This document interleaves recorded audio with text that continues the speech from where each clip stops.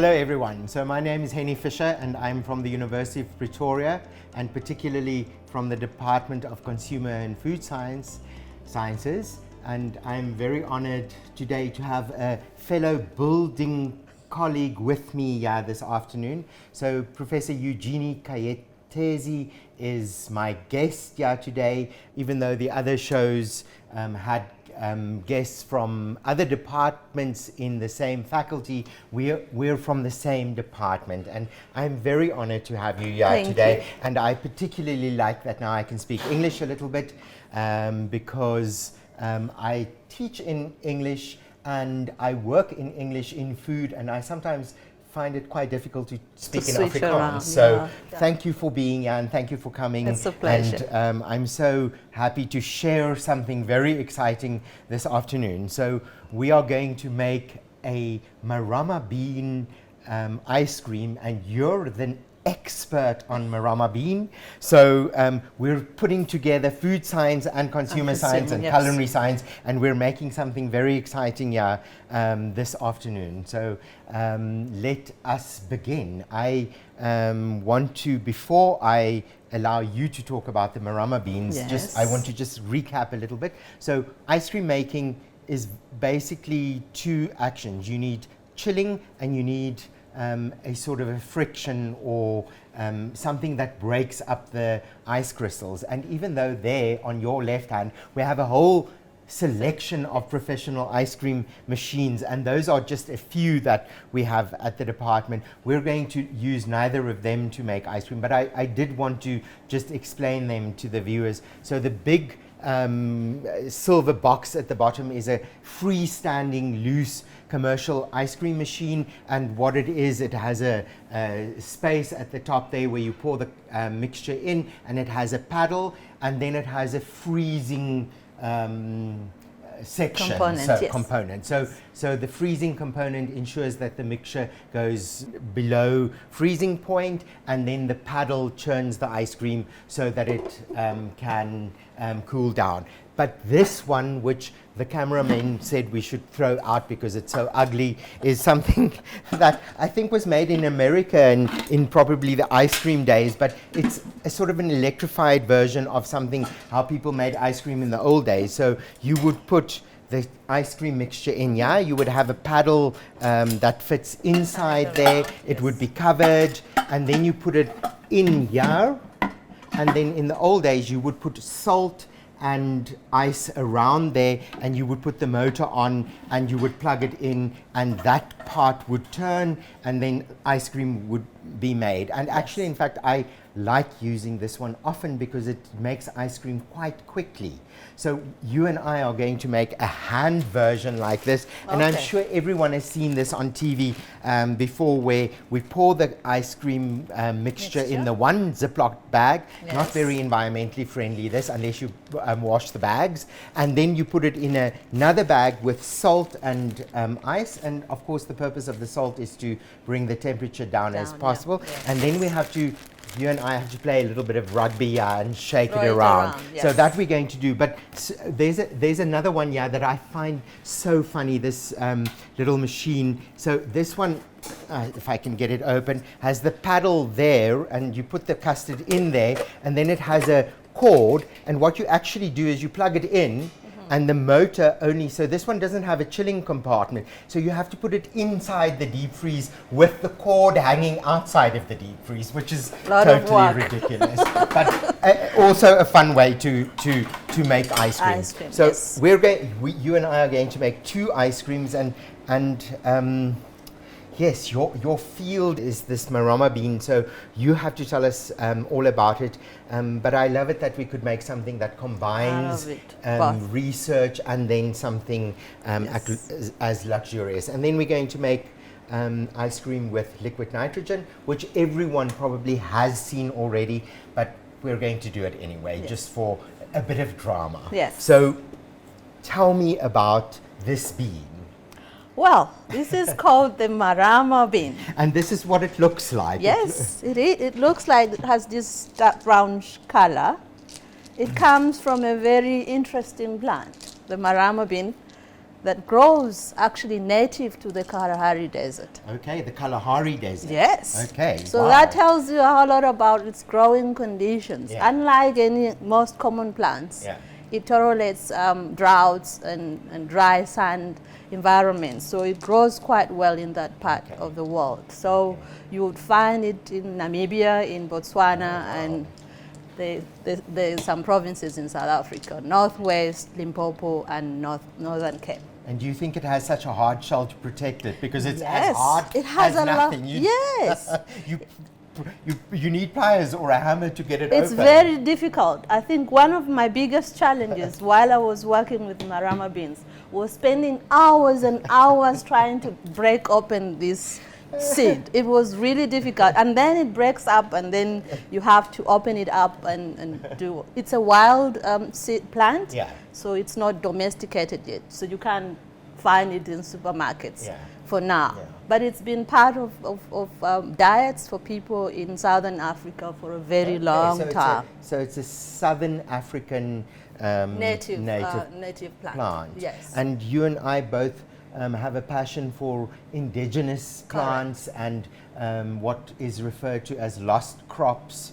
And those are all plants, as you've said, that are not necessarily domesticated yet. Yes. So if there's any of the NAMPO farmers out there that needs to take up They the can challenge, take up the challenge. They need to start farming with Marama beans if That's they're right. somewhere That's with a bit of desert. Yes. So just to tell the viewers, I just made a normal ice cream custard, one with lots of eggs in and a little bit of cream and a little bit of sugar, and we've already done that, so we're not going to do that today because I think everyone knows how to make a normal egg custard. And then we've toasted some of the Marama beans, and you said something about them being raw versus them sort of being So partially traditionally, Marama beans are not consumed raw.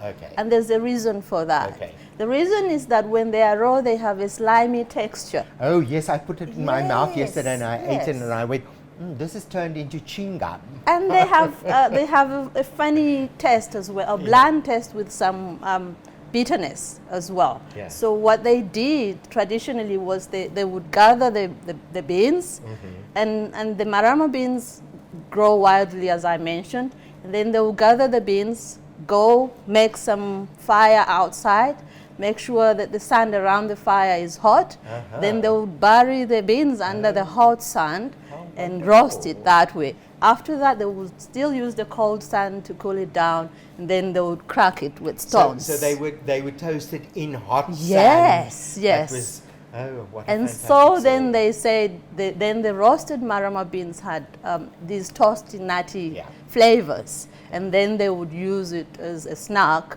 or make flour from the roasted beans and use them. Yes. They make good flour? Yes. Wow. Yes. Actually, Okay. very high protein, Okay, very enriched nutritious. protein, flours. We need to have a whole research project I about did. baking with I egg. did my entire master's on Marama bean proteins and nutrition. Wonderful. Yes. But you kept some soya beans, Yes, because you wanted to yes. just compare it in terms of that. So if you look at the nutrition value of Marama beans and you compare it with other common legumes, there's nothing more common than soybean all over the world. Yeah.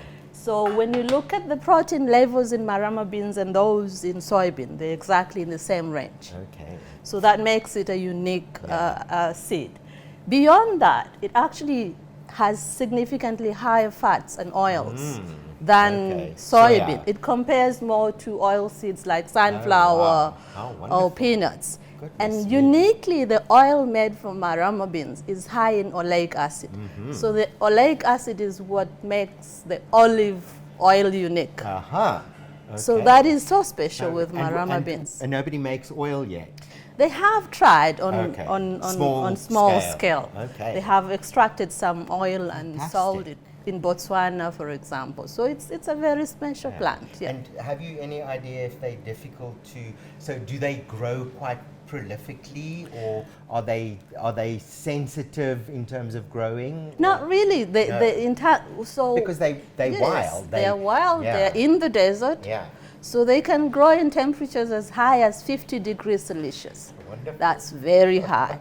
And what makes them resilient to those soils is they make these huge roots, Oh, wow. underground You roots. were telling me something about that the roots are also actually edible. They and- actually have a sweet taste. Oh, wow. So the roots underground keep about 90% water. And so during dry seasons, animals use those roots as Wow. water reservoirs. Okay.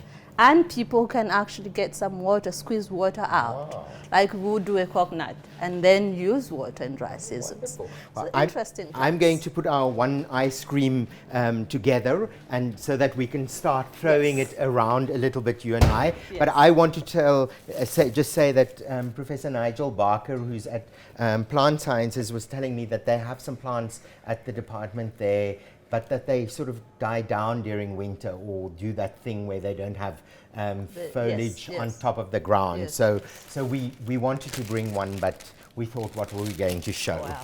May I ask you to just hold Hold it, that yeah, for me okay. a little bit? And then, so this is the ice cream mix, and what we did is we took the already made custard, and we took some of the toasted Marama beans, and we just blended it together. So already, if you smell that, you can smell that it's really quite nutty, and Nutty, it yeah. smells almost peanutty. Yes, So, yes. so we're now going to do this thing where we try and make ice cream without an ice cream machine, so that people don't think that they need to have an ice cream machine to make ice cream. So let's hope this works. So that's going to go in there. We need some ice. And I have that ready. And then we're going to fill that up with ice and more coarse salt. And I think we probably need a little bit of water just to sort of get everything going. Let's put in a bit more. And we're going to dump a lot more salt in there. Good. So now the test is going to be how well our camera crew today helps us to play Check it out. to play with their food. So the idea here is that the salt would bring the temperature down considerably, and that the inside would eventually freeze. So I'm going to chuck this to somebody. Somebody has to. Thank you very much. I think it's leaking. Having so much fun with it.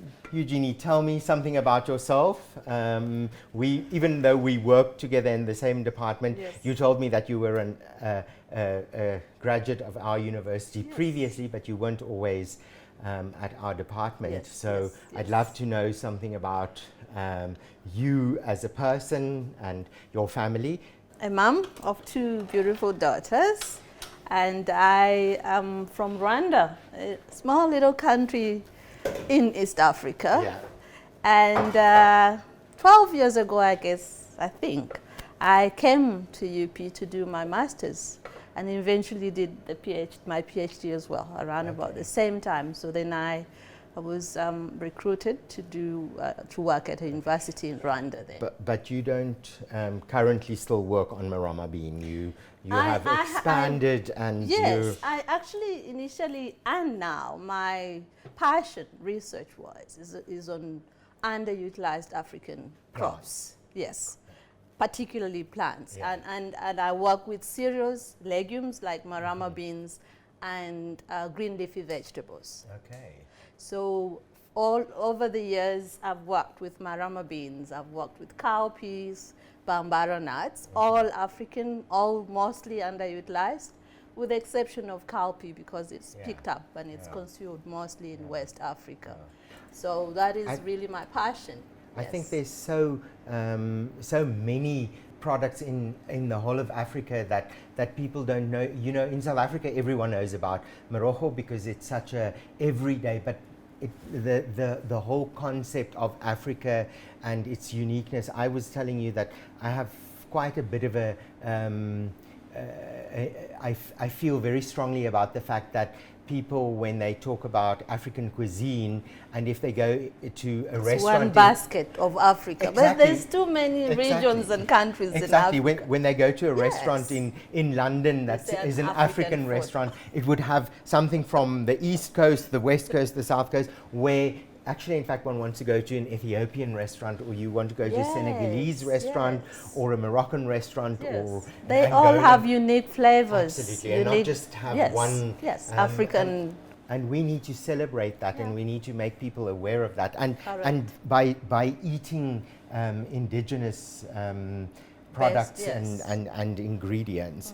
Have you got anything more interesting to tell us about the Marama bean, or can we take a short break because we have to set up for our liquid nitrogen? Well, ice I cream? can't wait to do the ice cream. I am looking forward to making the ice cream. We can just take a break So and come thank back you. with the We'll ice be cream. back in a moment. Yes.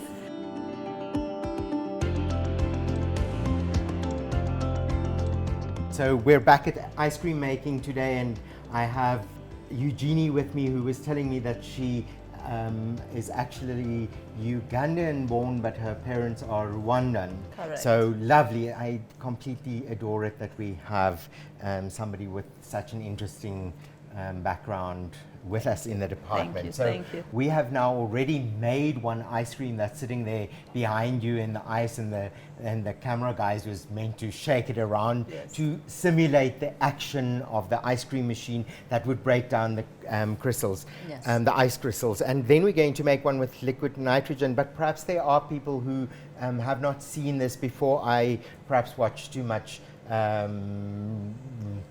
TV cooking or something, so perhaps that's why I thought it was such a common occurrence. So in here, just to recap again, we have our custard mix with the toasted Marama bean that was pulverized or pureed into there. So it still has a little bit of grittiness, but it's a little bit almost like Italian nut ice cream, you know, like hazelnut or whatever. And I mean, these do remind me a little bit of hazelnuts, even though Yes. they're not completely round. yes. So I'm going to pour the custard mixture into just a normal standard mixer. The custard mixture is going to go into the mixer.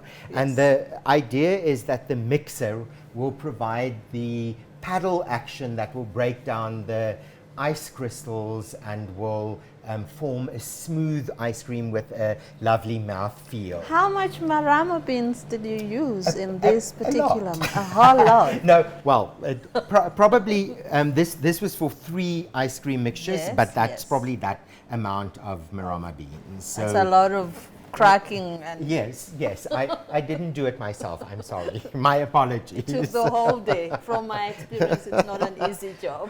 So I have some safety equipment, not Okay. for COVID, for dealing with the liquid nitrogen. So liquid nitrogen is at 195 minus 195 degrees Celsius. Yes. So one doesn't want to put your finger in there because you're going to come out without a Frozen. finger. So this is that stuff where they always do that stuff where they put a rose in and then the rose comes out and it's whole, but when you touch it or you ping A it, different story. yeah, it's so I'm going to possibly spatter a little bit on you there, but perhaps you'll just stand out of the way. Yes. And we have a special canister that the liquid nitrogen comes in, and you can see that the condensation that comes out of there. So I'm going to now pour this in there, if I can get this big thing.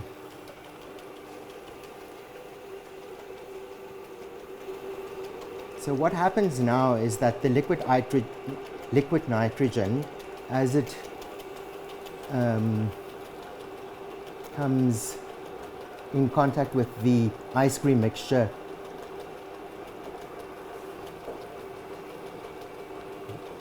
brings the ice cream mixture down to temperature, and then the paddle keeps it on moving. Yes.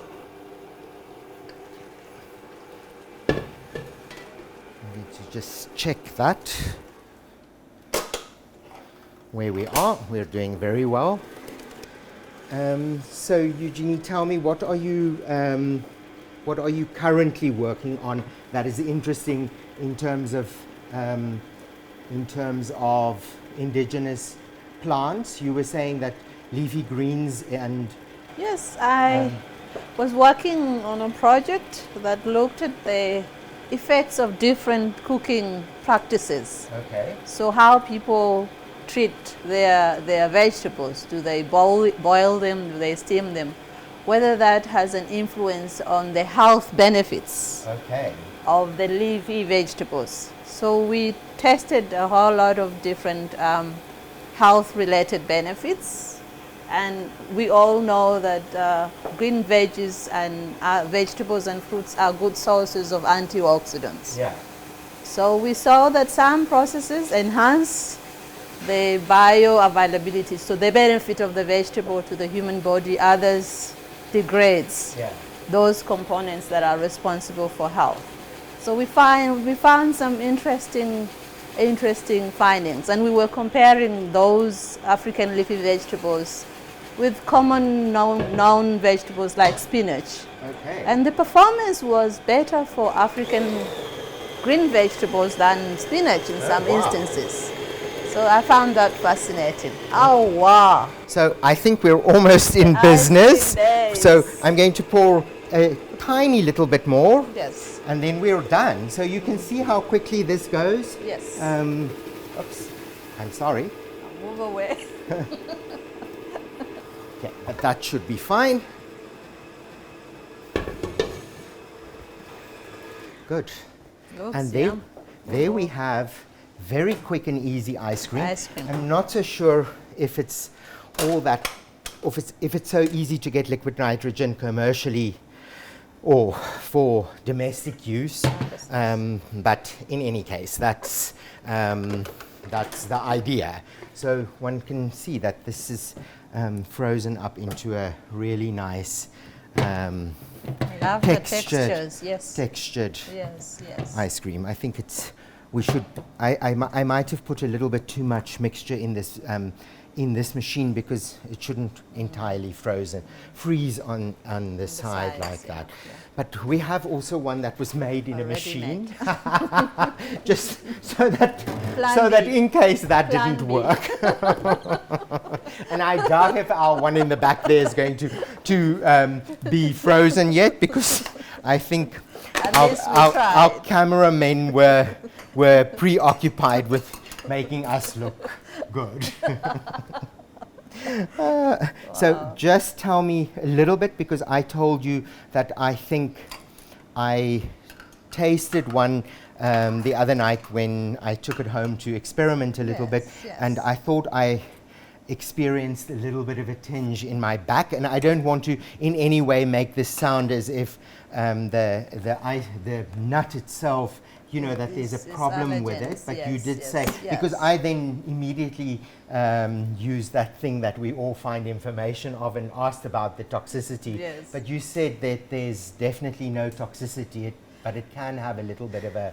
Yes, there is some, because it is understudied or underutilized. So there is a lot of work that needs to be done. So we need lots of people at the University of Pretoria to come and do their postgraduate research studies on Marama Beans. Definitely. But there has been some research that indicates that there could be some allergens. Okay. So it is possible that someone probably who has allergies has allergenic reaction to nuts and other allergen sources. I'm not allergic to peanuts or anything, so I found it.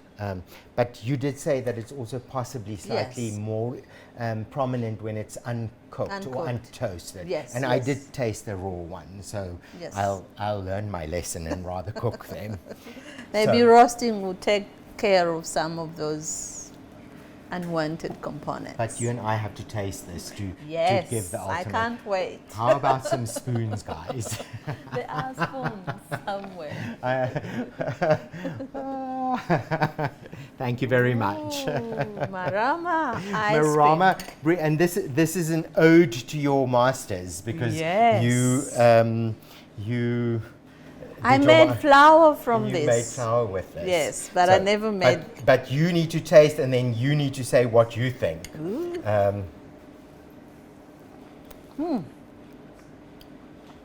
Love the Marama ice cream. So I've just put a few flowers on, and the idea was to also use indigenous flowers, and there is an aloe, and aloes, not all aloes are edible, and if you're unsure about it, you can, the viewers can just message me, because we have a clever man at university called Jason Sampson, and he's the garden curator, and he knows everything and anything about edible plants, and he said that this particular one is edible. But there's also some hibiscus and a little bit of roses. But at this particular time of the year, probably flowers are slightly difficult to get. There's really a lot of nice edible flowers to go on there. I'm making Marama ice cream from here on. I am so happy, impressed. I do. I must try this. Thank you very much. I'm so honored that you are with me in the kitchen, and I hope you and I can do lots of stuff again in the future. And thank you for bringing us your special ingredient, Marama beans, because I'm sure that there's many people who've not previously experienced them or seen them. And this is a nice ice cream. This is a nice product. So we need some NAMPO farmers that can go and farm with Marama beans, so that we can do some research, and that in the hospitality industry we can make, Italians have ice cream in any flavor under the sun, but I'm sure they don't have Marama bean, and so that we can. Our unique ingredient. Exactly. So, viewers and listeners, thank you very much for being with us today, and Eugenie, thank you for joining me. Thank you. And see you next time.